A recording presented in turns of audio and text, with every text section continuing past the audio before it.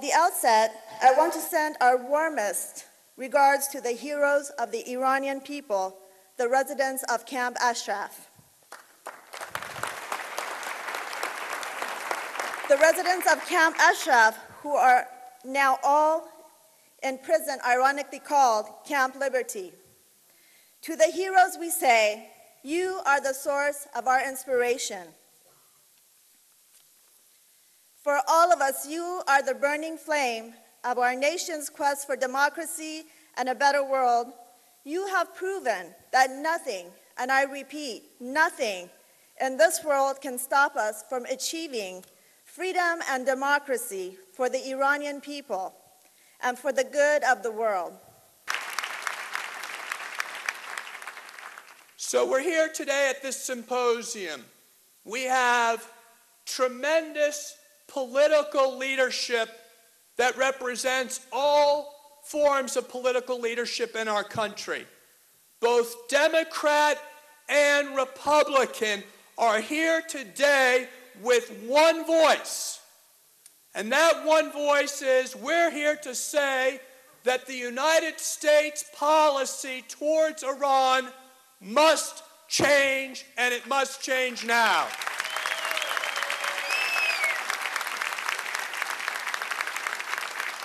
But finally, without all those who are martyrs that are on that wall there, without all those over the years who've laid down their lives for a free Iran, the world would not know of what is going on in Camp Liberty. The 3,000 remaining refugees are still being denied protection. They're being denied their bunkers, their T-walls to protect them in the event of another attack. The world would not know that the United States had broken its promise to defend the Iranian refugees in Ashraf and Liberty, and the international community had violated the Fourth Geneva Convention when they were promised, the people of Ashraf and Liberty, that they would be protected. So they can continue to fund their repression internally and terrorist activity around the globe, but particularly in the Middle East. But in spite of that, we know revolutions don't go backwards. We know that the men and women at Ashraf stand and stood their ground in spite of a murderous assault. We know that those fresh young voices in Liberty are prepared to stand their ground. They are prepared to die for what they believe in. Patriots all. We join with them. But their conduct and their lives are great inspiration for all of us. And it's from their conduct and from their lives and from their courage and from their sacrifice.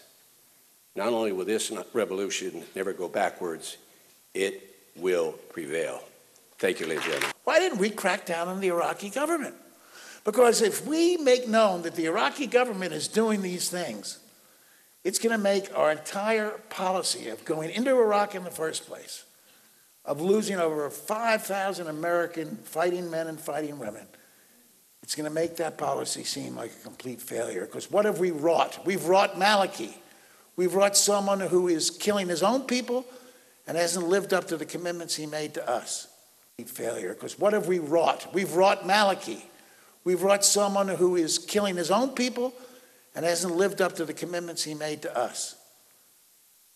Collateral damage. All they are. It is time to pass a law suspending arms payments and shipments and money going into the Maliki government until the residents of Ashraf and Liberty are protected to our satisfaction. To our satisfaction. Stop the money going into the Iraqi government. No resolutions. Pass a law. A law which would stop the U.S. government, stop us from giving money to Iraq. We got to do that. Only one thing that's going to change the administration's mind. Congressional act that stops money and arms going into Iraq That'll get their attention.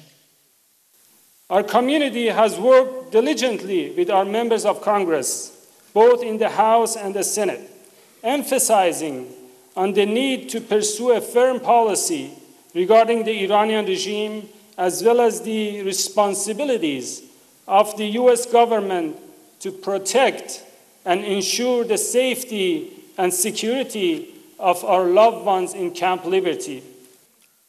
The world must remember that mullahs killed more than 120,000 people in Iran because of their political views. And I will never give up spreading their message. I will never give up supporting our heroes in Camp Liberty.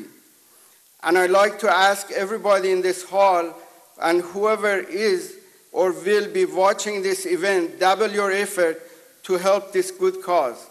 The goal is one thing. Human rights, and the goal is one thing. Regime change in Iran by Iranian people for democracy and human rights in Iran. The Iranian people certainly deserve that. You saw, and I have to say that I agree, that if we could find a way to, part of what I'd like to see happen now is to have an assignment, if you will, for the organization to go back to Camp Liberty and find every English-speaking person and have each one of them talk about their background. These are living human witnesses to the passion for freedom and the risk they are taking 24 hours a day, 7 days a week. And if that were put together right, you'd suddenly have people looking up going, there's something happening here I don't understand, and I need to know more about it. So they understand and cannot hide from the reality that the United States today is behaving in a shameful manner, having failed to keep its word.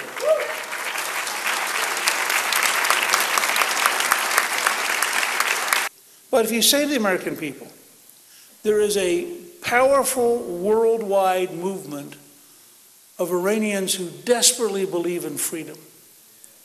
And with a little help and a little encouragement and a little moral support, you should have the legislation already sponsored, already leaning forward in the House and Senate, so that the morning the process collapses, we can pass the tightest, toughest, strongest sanctions possible with the specific goal of replacing the regime.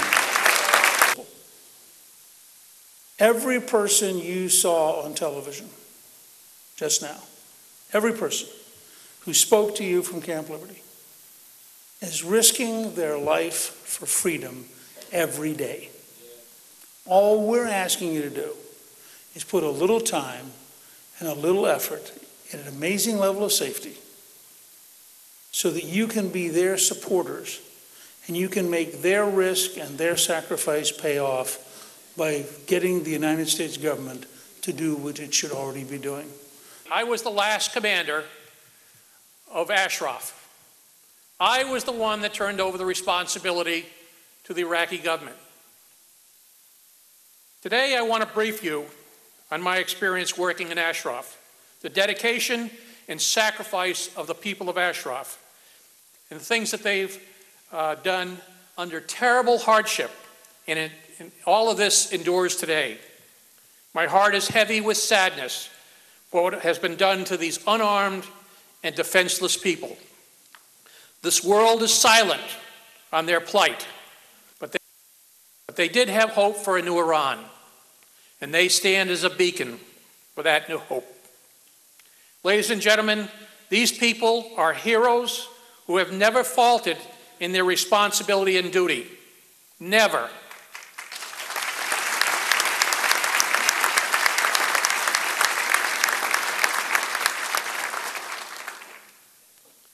Last September was the biggest massacre of them all, when agents of Iran in Iraq launched an early morning assault on Camp Ashraf, where they systematically went through the camp and executed unarmed residents, killing over 52 of them. Those that did not die outright were shot point blank in the head to finish them off. What kind of human beings can do that to a wounded person in a medical facility? The dead from that attack were recently buried in mass graves, and no autopsies were done, no UN representatives were present. We can do something, and maybe the lawsuit is going to be helping us. The Iraqi government has turned Ashraf into a concentration camp, and the people are being brutalized by people with power. On women's rights, what was particularly inspiring was the nearly 1,000 women in Camp Ashraf, now in Camp Liberty. Every time I think about what these brave women had endured in the hands of the mullahs, and instead they got stronger, more resolute. By even thinking about them, I feel stronger, I feel dedicated, and I feel elated. That's the feeling that millions of Iranian women get from these valiant women in Camp Liberty. Ladies and gentlemen, not only did the mullahs not eliminate the MEK, but I am proud to say that I am the third generation of the MEK. We cannot be eliminated. Ourselves in Camp Liberty to share hardship with them. Most importantly, we are the voice of the youth in Iran and those in Camp Liberty, and I want you to count on us. I have one more message, and this one is for the mentor of my father's generation, Masoud Rajavi. And I want to end with what my father used to chant in the streets of Tehran before he was arrested. The world must know that Masoud is our teacher. We have also been inspired by the young activists in Camp Liberty who have dedicated their lives to bringing freedom to Iran. I would like to take this moment to remember those who have lost their lives over the past few years when Iraqi forces attacked Camp Ashraf. This includes Sabah, Hanif, and my own sister, Ossia, who grew up in the Bay Area in California before she went to Ashraf.